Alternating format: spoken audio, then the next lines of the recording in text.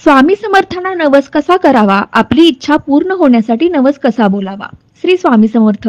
बरेच जण म्हणतात आम्ही खूप वेळा स्वामींना नवस केला आहे, मठात जाऊन नवस केला आहे किंवा घरी नवस बोललो आहे, पण आमचा नवस मात्र पूर्ण होत नाही, आमची इच्छा पूर्ण होत नाही.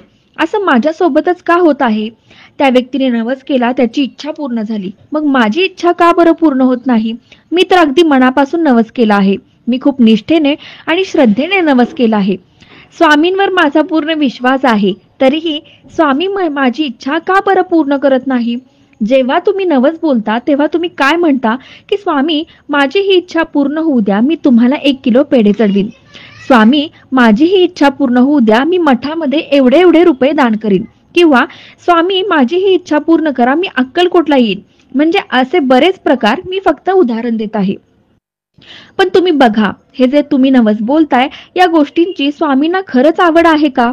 या गोष्टींची स्वामींना खरंच गरज आहे का? बघा, जेव्हा स्वामी होते तेव्हा त्यांच्या अवतीभोवती लोक त्यांना किती एक पदार्थ आणायचे, कपडे आणायचे, पण स्वामींच्या अंगावर ही फक्त लंगोट असायची. तुम्ही बघितले का कधी त्यांनी खूप सारे अलंकार वगैरे घातलेले?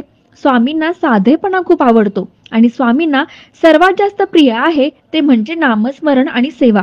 जो भक्त नामस्मरण करतो, जास्त सेवा करतो, तोच भक्त स्वामींना प्रिय असतो. मग बघा, आपण नवस काय बोलतो आणि स्वामींना काय आवडतं ते.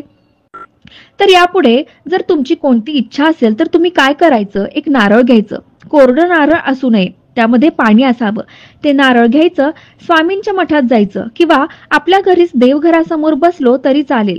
ते नारळ हातामध्ये पकडायचं आणि स्वामींना तुमची जी इच्छा असेल ती बोलायची आणि म्हणायचं की स्वामी माझी ही इच्छा पूर्ण करा. मी 108 वेळा स्वामी चरित्र सारामृताचे पारायण करेन किंवा 20 ते 40 दिवसांमध्ये श्री स्वामी समर्थ या मंत्राचा 1.5 लाख जप करेन किंवा मी मंत्राचे 108 वेळा अनुष्ठान करेन किंवा 108 वेळा मी तारक मंत्र म्हणेन किंवा मी श्री गुरुचरित्राचे 11 वेळा पारायण करेन. तुम्ही असा नवस बोला आणि मग तुम्ही चमत्कार बघा. कधी कधी तर अगदी 1 तासाच्या आत तुमची इच्छा पूर्ण होईल, कारण स्वामींना सर्वात जास्त आवडते ती त्यांची सेवा. सेवा करताना स्वामींना अशी प्रार्थना करा की मी हा नवस बोलली आहे बर का, आणि मी माझा शब्द पाळत आहे. तुमच्या भक्तांमध्ये माझा समावेश करून घ्या. तुमच्या चरणापाशी मला सदैव जागा द्या. तुमच्यापासून मला कधीच दूर जाऊ देऊ नका. माझ्या मुखामध्ये सदैव तुमचे नाव असू द्या. या जन्मात तसेच येणाऱ्या प्रत्येक जन्मात मी तुमचीच भक्त असू द्या. अशी प्रार्थना तुम्ही स्वामींना करा आणि बघा कसं स्वामी तुमचा नवस 100% पूर्ण करतील. आपली नवस बोलण्याची जी पद्धत आहे तर ती एखाद्या वस्तूचा सौदा करतोय असे होय. आपल्याला कधी देवासोबत स्वामी सोबत सौदा करायचा नसतो. आपल्याला स्वामींना रिटर्न मध्ये ही सेवा द्यायची असते, भक्ती द्यायची असते.